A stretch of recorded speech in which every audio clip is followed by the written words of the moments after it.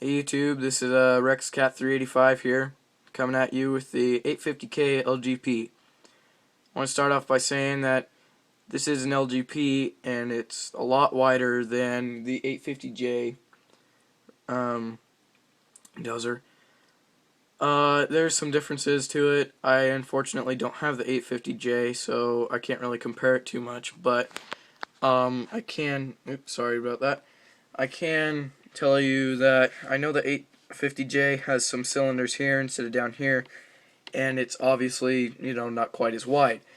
So anyways, let's get into the review. So the tracks themselves are quite nice. They are single grouser pads, and it kind of looks like double, but it is single because there's kind of a little lip to them. They're pretty nicely linked. They're not super big, and they're not obtrusive at all. Whoops, sorry. Now you can see the rollers there. They're just simulated. They don't actually roll, but they look pretty good. Underneath, you got two sets of rollers, one on the outside and one on the inside, and I really like that. They actually kind of fix the problem of having the outside on the roller and then the inside folding in and getting caught and even possibly breaking it. So that's definitely great. And then the sprocket has some pretty good detail to it. Nothing super fancy.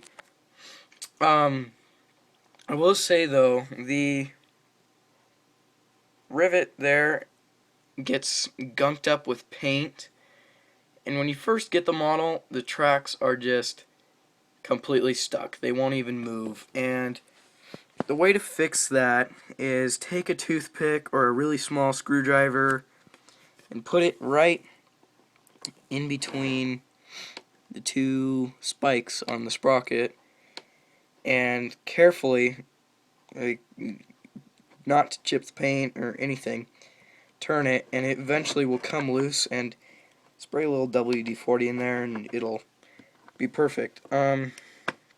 So going up a little bit, you got the 850K LGP, and you got some really nice, and let's see if we can get this. You got some pretty nice grilling detail. And the grilling detail is actually really small, even on the real machine, and I think that's great. And then you got your Deere logo here. And to the back, you got a hitch there, which is great. The only problem, it doesn't really even bother me, but some people it may bother them. So it's not drilled out, so, but you do have that space in there to hook onto, so it doesn't bother me at all. It is metal, which is great. Going up a little bit, you got the two reflectors and the Deere logo with the fuel tank cap, and it's green. So going to the right side, you got the Deere logo again, 850K LGP, basically all the same. So then onto the front, you got the chrome exhaust and air intake, and then you got, here we go, some lights. They're pretty small actually, but they still look great. Deere logo and a colored blade.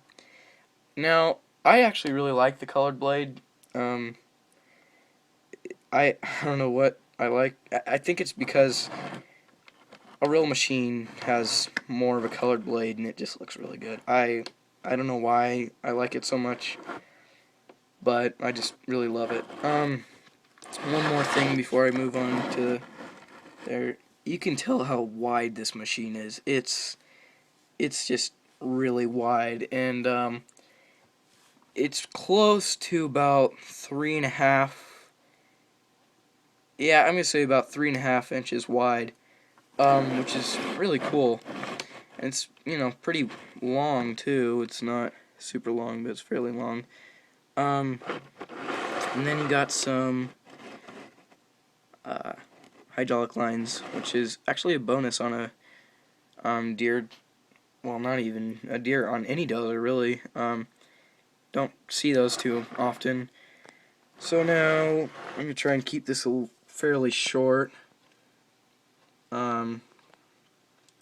So features: blade raises up that high, and I'll give you a little bit better idea there, which is really nice actually. A lot of blades only raise up to about, there maybe a little bit higher, but I really enjoy how high that goes. And then it also goes deep too, and you can't really see it, but if I pull the track back, yeah, there you go. So you kind of saw that, and that's just the depth. And then the cab. One thing that I hate about this cab, and I'm not sure if I'm going to glue it or not, but when you open this up, sometimes, here, let's see if it'll do it. No, it's not even doing it for you. But when you open this up, sometimes that happens. The cab comes out, the interior, and it gets really frustrating. I might even glue it in, but then I don't want to for cleaning purposes. I'm really kind of on the fence there. But anyways, you got a pretty detailed cab actually. It looks pretty good. You got two-toned. It's not super fancy, but anyways. So then obviously I just showed you the cab opens, and these two wing doors open, and you get a pretty nicely detailed engine in there. Engine. You got some hydraulic lines simulated, and then if you can see, there's a little screw in there with a tab on it. And this is the easiest way to open this one, is push on that tab and open that up. And then you got, come on.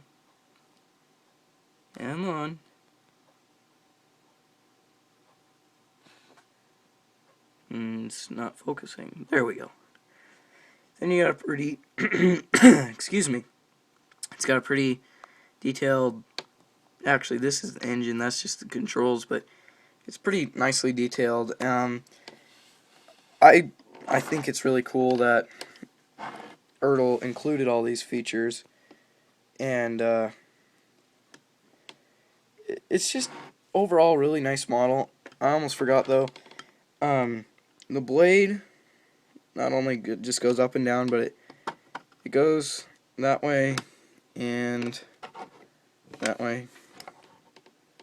And then you also have a tilt on it, and there's actually a cylinder for it, so it'll tilt there, and then it'll tilt that way. Not a whole lot, but then again, it is a bonus. The tracks, I just wanted to show you.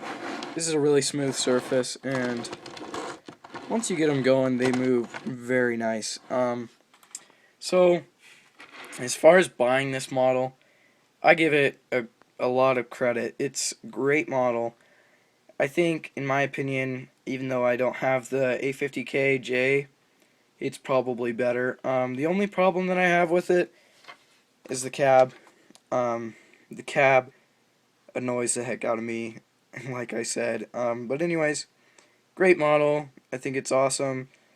Highly recommend it. And I'll put up some more reviews, guys. Comment, subscribe, and I'll see you later.